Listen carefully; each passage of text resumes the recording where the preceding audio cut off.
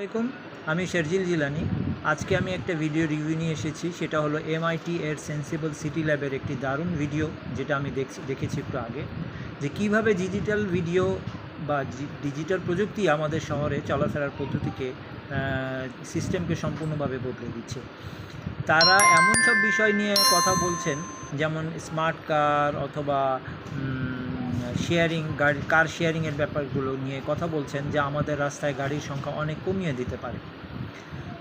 ভাবুন তো, নিউ ইয়র্কের মতো জায়গায় যেখানে এত গাড়ি ঘোড়া থাকে, সেখানে 80% গাড়ি কম। বিষয়টা দেখতে অবশ্যই একটু অবাক লাগবে। আর তাদের কাছে এমন একটি রোবোটিক চাকাও আছে, যা যে কোনো সাইকেলকে বৈদ্যুতিক সাইকেলে রূপান্তরিত করতে পারে, যার ফলে সবার জন্য সব জায়গায় সাইকেল চালানো আরও সহজ হবে। এটা দেখে দারুণ লাগছিল আমাকে, যে এই ধরনের ধারণাগুলো কিভাবে আমাদের বিশ্বকে ইতিমধ্যেই প্রভাবিত করেছে। উবার পুলের মতন পরিষেবাগুলো এখানে ব্যবহৃত হচ্ছে।